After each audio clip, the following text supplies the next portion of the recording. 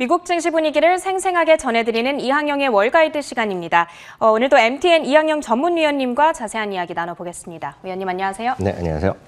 네, 오늘은 지난주 금요일장에 대한 얘기를 조금 해보려고 하는데 지난 금요일장이 조금 많이 특이했던 것 같아요. 고용보고서가 굉장히 안 좋게 발표가 됐는데 3대 지수는 타격이 없었거든요. 어떤 일들이 있었을까요? 네, 맞습니다. 고용보고서는 한마디로 충격이라는 표현이 맞죠. 월가에서는 평균 한 80만 명 정도 예상했고요. 네. 막판에는 100만 명 얘기를 많이 했습니다. 일부 골드만삭스 같은 경우에는 110만, 130만까지 얘기했었는데 결정적으로 나온 거는 뭐 2500만 명이니까 충격적이었습니다. 그렇지만 오히려 그런 소식이 나오면서 선물 시장에서는 이미 좀 상승하기 시작했거든요. 그만큼 우리가 일반적으로 생각하는 어떤 고용보고서의 좀 좋은 고용보고서보다는 조금 부진하게 나옴으로 인해서 금융당국에서 적극적인 어떤 어떤 완화 기조를 좀 줄이는 소위 테이퍼링을 하는 것을 늦출 수 있다라는 그런 기대감이 오롯이 반영된 하루라고 보셔야 되겠고요.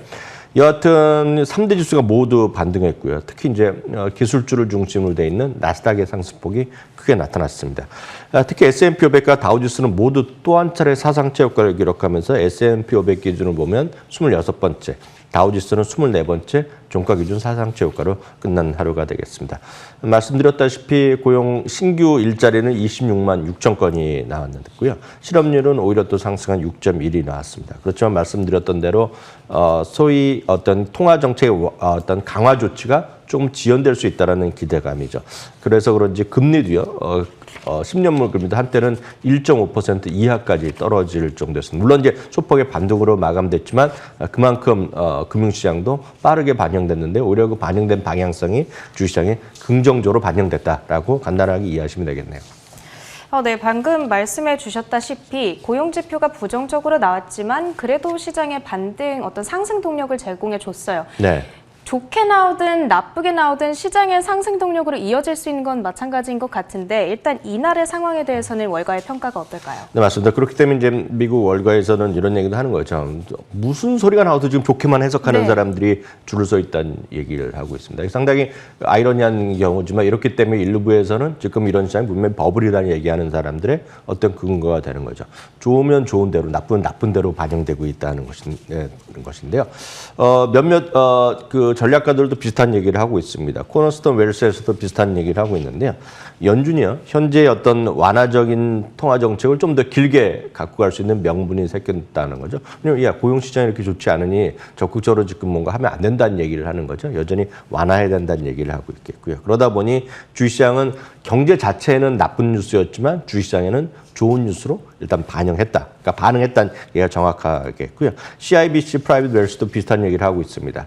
이것은 지금 과열을 우려하던 강세론자에게는 아주 다행스러운 경제에는 나쁜 뉴스였다. 그러니까 과열을 우려하던 사람들 입장에서 보더라도 오히려 이런 것들이 나오면 좀 강세장이 더 갈 수 있겠거니라고 생각할 수 있다는 명분을 줬다라고 이해하시면 되겠습니다. 네, 조금 재미있는 흥미로운 평가인 것 같은데요.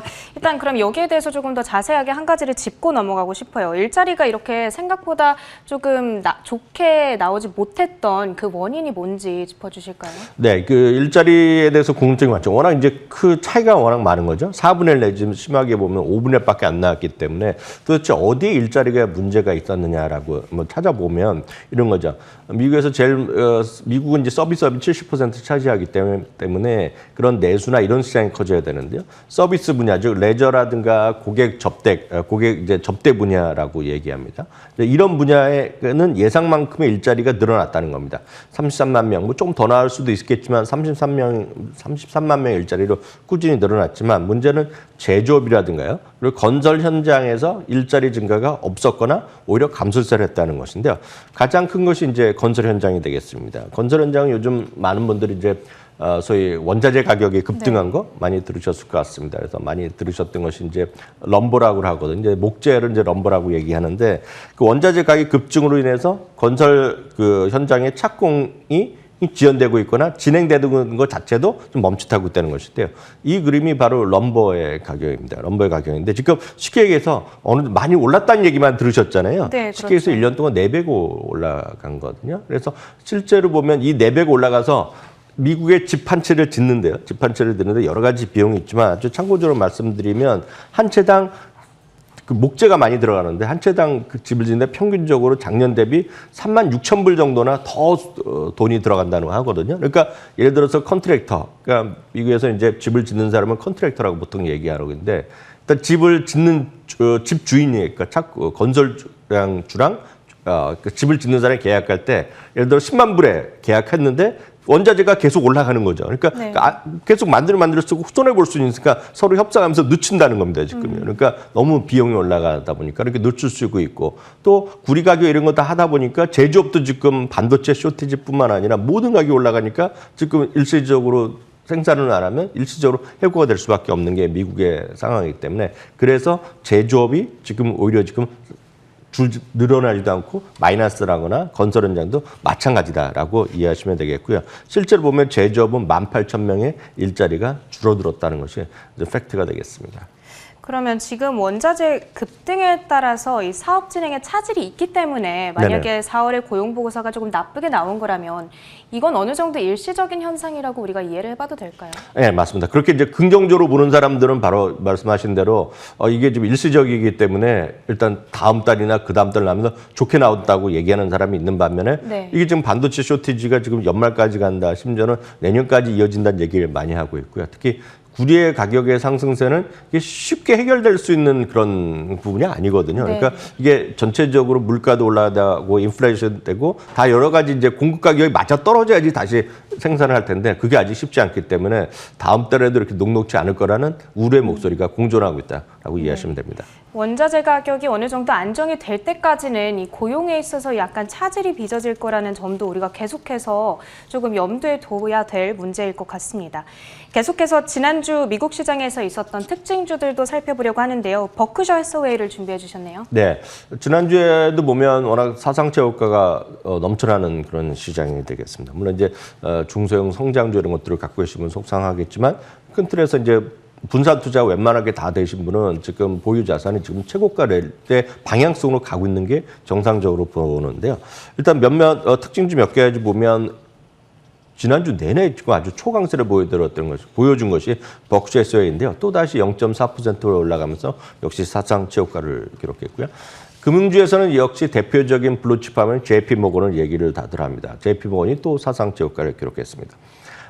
지금 보면 지난 분기의 실적 자체는 예상보다 좋지 않게 나왔지만 지금 미국에서 특히 바이든 대통령이 지지난주 계속 기회가 될 때마다 얘기하는 것이 결국은 인프라 투자에 대한 확대 이런 거거든요. 거기에 보면 한 중심에 있는 것이 캐터필러일 수밖에 없습니다. 다만 캐터필러는 지난번에 실적 나오고 나서 약간 주춤했는데요. 그런 기대감에 의해서 여전히 올라가면서 역시 1.6%가 또 지난 금요일 올라가면서 또 사상체 효과를 기록했고요. 저희 이제 무작정 따라가기 코너에서 여러 번 소개해드렸던 쉽게 얘기해서 모든 여러분들이 쓰는 일반 소비 제품이나 일반 산업재에서도 라벨링해야 하는 거 얘기하거든요. 라벨링의 세계 최대 기업, 우리나라 압도적 점유율을 갖고 있는 것이 에이버리 데니슨인데 역시 사상체 효과를 갖고 있습니다. 소매점에서는 타겟도 사상체 효과를 갖고 있고요. 앞서 얘기했던 여하튼 지금 미국의 고급 주택 업체 중에 하나가 건설업체 레나라는 것도 2%가 올라가면서 또다시 사상체 효과를 기록하는 초강세 행진이 이어지고 있다라고 보시면 됩니다. 네, 특징주들 정리해봤고요.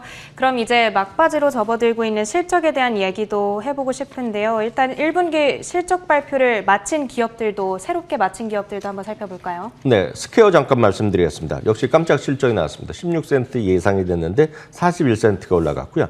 매출은 무려 260%나 급등했습니다. 주가도 모처럼 4% 내외에 반등을 했고요.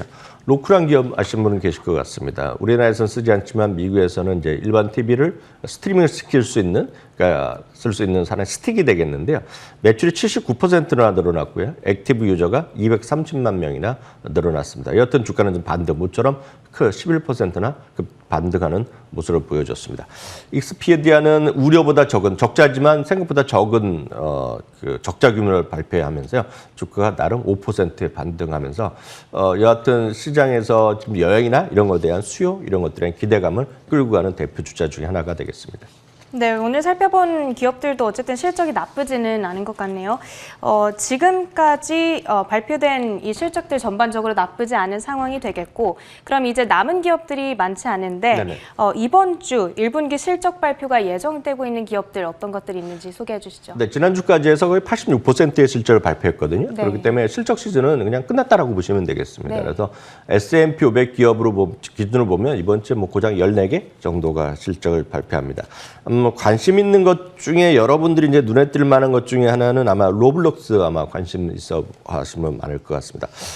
성장은 이제 제대로 첫 실적을 발표하는데요. 주당이익이 8센트가 예상된다는 거 보셔야 되겠고요. 아마 이번 주에 가장 큰 관심이 있다면 역시 목요일 정도 아닌가 싶습니다. 목요일에 이제 소위 디즈니가 있습니다. 주당이익이 27센트가 전망되고 있고요. 에어비앤비는 주당 손실이 $1 정도가 예상된다는 정도 참고하시면 좋겠습니다.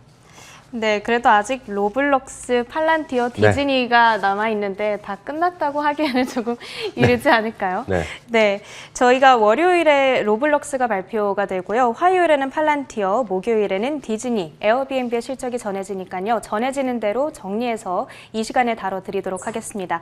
지금까지 지난주 금요일 마감했던 미국 시장에 대한 시황 판단, MTN 이항영 전문위원님과 함께 나눠봤습니다. 오늘 말씀도 고맙습니다.